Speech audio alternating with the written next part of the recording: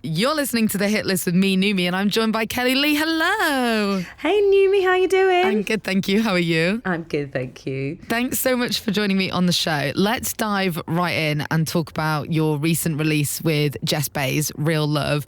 How did that collaboration come about? So Jess and we've been wanting to get into work on a record together for a while, and she hit me up to go in the studio about a year or so ago, and she's just an amazing, amazing person. She's like an absolute queen. She's a real vocal champion. She loves vocal dance music, and we just knew we had to do a record together, but we kind of had written a few bits, but nothing was quite right.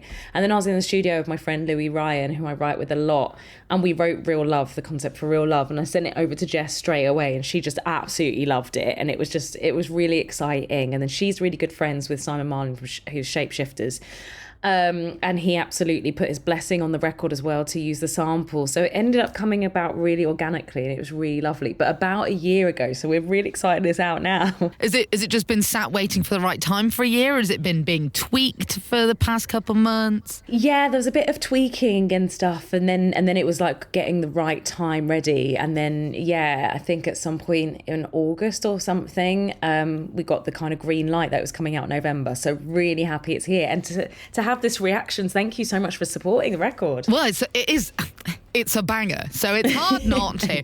I think listeners would probably be quite interested for like a little behind the scenes thing, because obviously there's a lot of dance tracks are a lot of the time powered by samples. It is a real bone structure of dance music, and there's a lot of dance music at the moment that have samples in.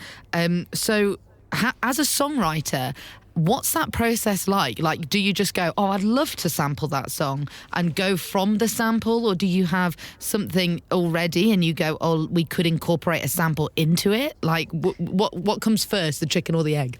It's a really good question. I mean, it really depends. It's on this occasion, we kind of had the concept, and then, Louis suggested using the sample as well. And we thought, yeah, let's try this and kind of work out where the vocal melody goes, because obviously I didn't want to replicate Lola's theme, because Lola's theme exists and it's an incredible record. So wanted to do our own play on stuff. Yeah. I mean, it really kind of depends on what suits first. Sometimes you'll be writing something and be like, oh, do you know what? This reminds me of this. And you might bring in a little hint of something, like my record Feeling You, which had a little bit of Just Won't Do, like Tim Deluxe and Benanono, that I brought out a few years ago.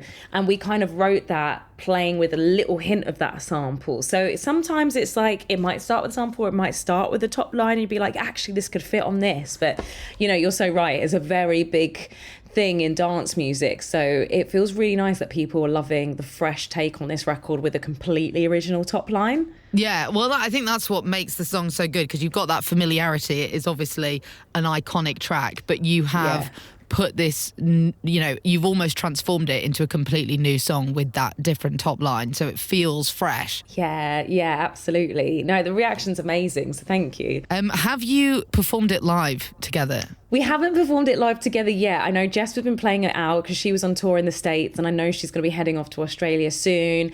And then I had a gig the other day and I performed it, and it went down really well. And this is really exciting. It's really exciting to see the first reaction. Because actually what's quite funny is you kind of think that first reaction may indicate whether it's going to be big or not. But the first time I ever performed More Than Friends, which I had with James Hype, I was doing Birmingham Pride, and I was really excited. I was in the dance and I was like, this is going to go off. I'm so excited. And when I played it, it literally barely reacted. No, what? That song is amazing. But I think that was at the time it hadn't been released yet. I think it was about a month before it was coming out. It was just sort of testing the waters. And a few people went for it, but other people didn't really. And I was like, oh no, I wonder what this is going to happen. And then when it came out, obviously it was a massive smash, and now it goes down all the time.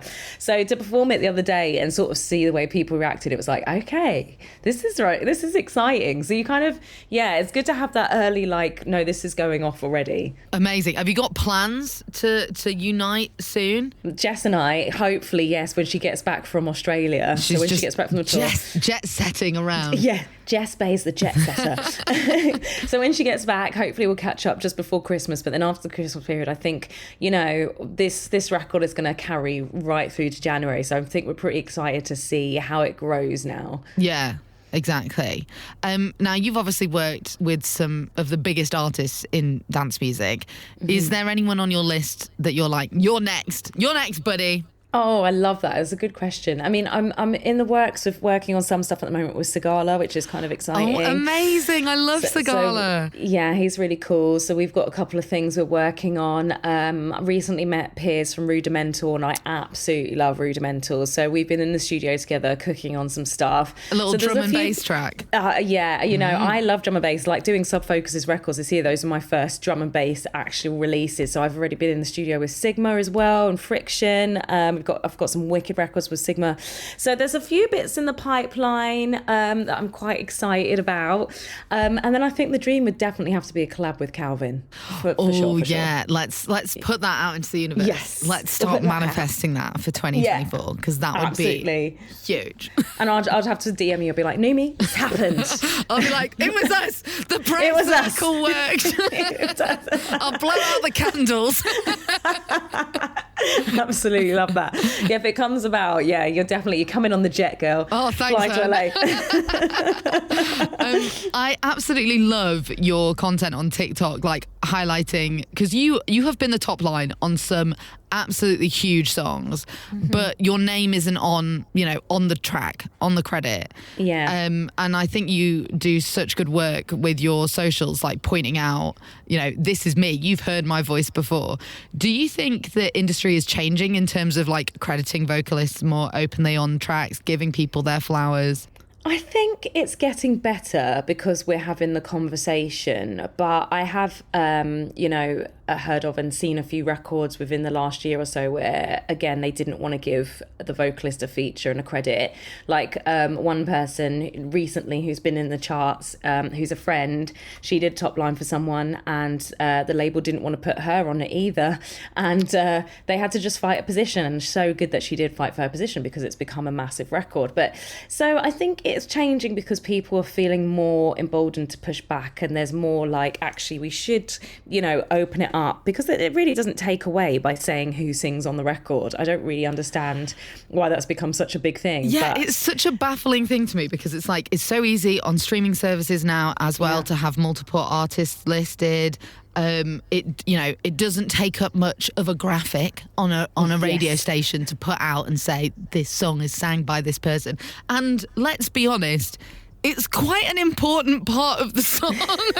You'd think, wouldn't you? I mean, some of the conversations I've had, yeah. But in terms of that, I'm actually quite excited because I do have something coming off the back of my My Voice series, which I started on Instagram and sort of grew. So watch this space, because I will be announcing something about that in January, and it's time for more vocalists and writers who've been on records to get their flowers. So something in the works I'm quite excited about. Oh my gosh, I'm so excited. You have piqued my interest. KMFM. This is the Hit List. KMFM. So let's talk Christmas. Yes. So you've got a song with Raphael Sadiq called Miracle. Yes. On the Candy Cane Lane film that stars Eddie Murphy. Yes. Tell me about it. How did it happen? How did it come to be? So that was so exciting. I literally got an email from a manager I know, and he's not my manager. And he messaged me, I think it was on a Sunday in like October, and said, maybe it was September, I can't remember. Anyway, he basically said, there's this Christmas movie, Eddie Murphy.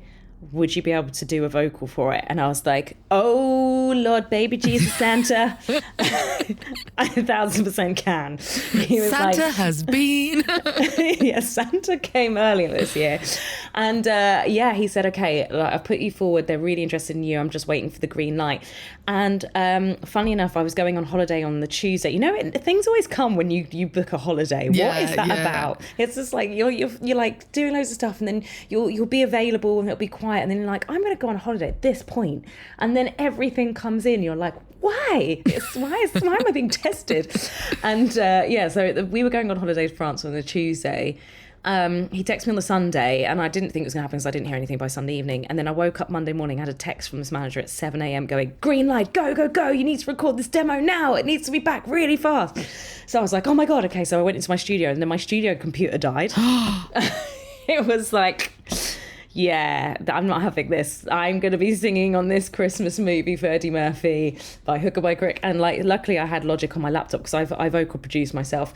So I had my old Logic on my laptop I hadn't used for a while. I didn't have all my plugins for any geeks out there listening to this. Didn't have all my plugins, but I had what I needed.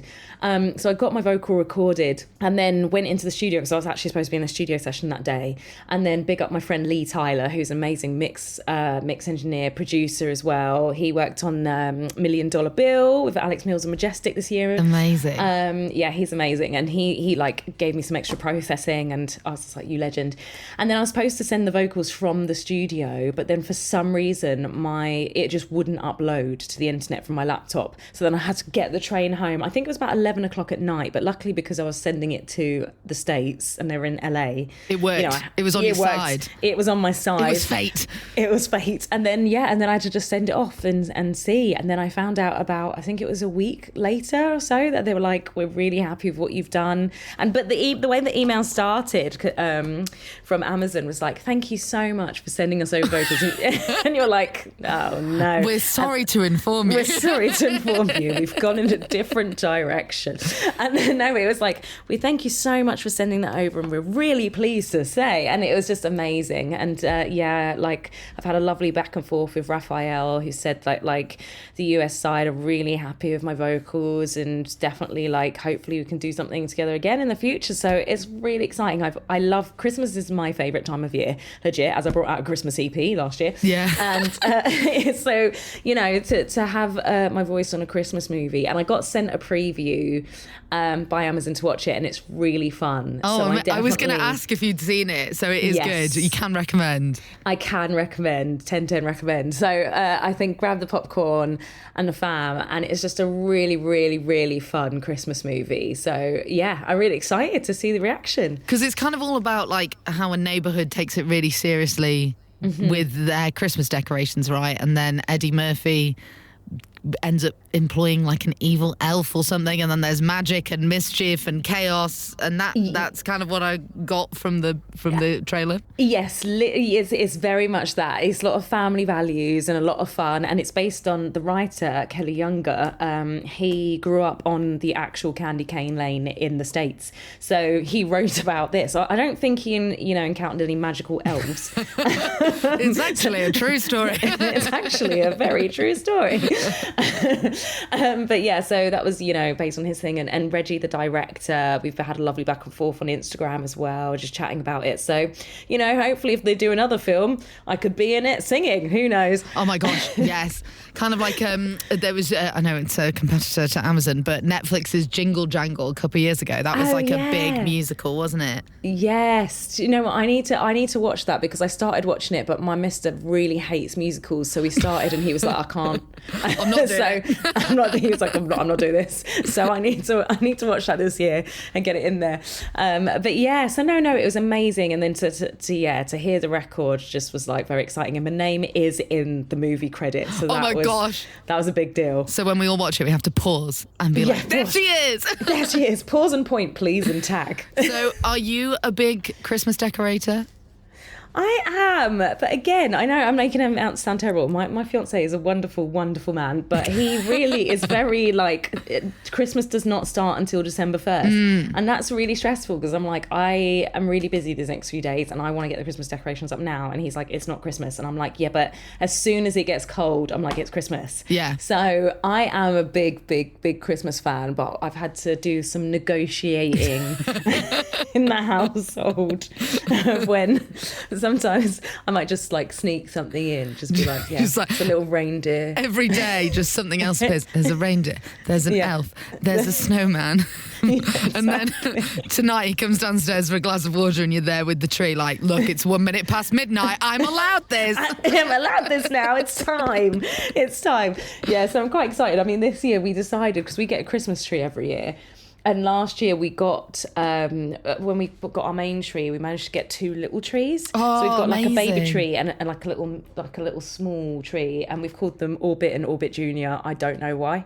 Don't know why. So we're gonna have to bring Orbit in and Orbit Junior tomorrow or weekend to start decorating, and I'm really hoping they don't die because I'm not the plant girl. So yeah, this is the biggest thing with real Christmas trees, isn't it? It's like, I'm not actually good at keeping plants alive, and now I have to keep a tree alive. A tree alive, because it's I know. stinky. Otherwise, they are smelly. They are smelly, and the needles go everywhere. Like, yeah, I really do need some kind of plant whispering friend. I don't know how people do it. I water them, and they still die. What is going on? I wish I could give you any advice, but I am with you. The same thing happened to me. So frustrating. We put up our tree in the studio yesterday, and it was a nice. fake tree, and I've actually never put up a fake tree before, so I was putting it up and I was like, this is a very bizarre experience, but also quite convenient. Yeah, it's quite convenient. And you pack it down, put it in the box. Same, I grew up with the fake trees, and then when I met my mister, discovered the magic of real trees, and it is quite fun going to choose your tree. But it is very stressful when it slowly dies. And also there is something really, really deeply sad when it hits that kind of bit in January where you just see all these trees outside on the ground waiting for the bin men. Yeah. That does make me feel a little sad. It's like, oh, well, there we go. It's over. There we Christmas go, it's officially dead on the side of the road. I know, exactly. It feels really sad. All these trees going off to die. On that lovely note. But it's okay, because that won't happen until January, and Christmas is starting. Yay! And Christmas is starting, yay! So pick up the real tree fans and the fake tree fans. It's been so great to talk to you. Thank you so much for coming on the show. We're going to play your track with Jess now. Can you introduce it for us? I can indeed. Hey, I'm Kelli-Leigh. You're locked into KMFM with Numi. This is Real Love for Jess Bays.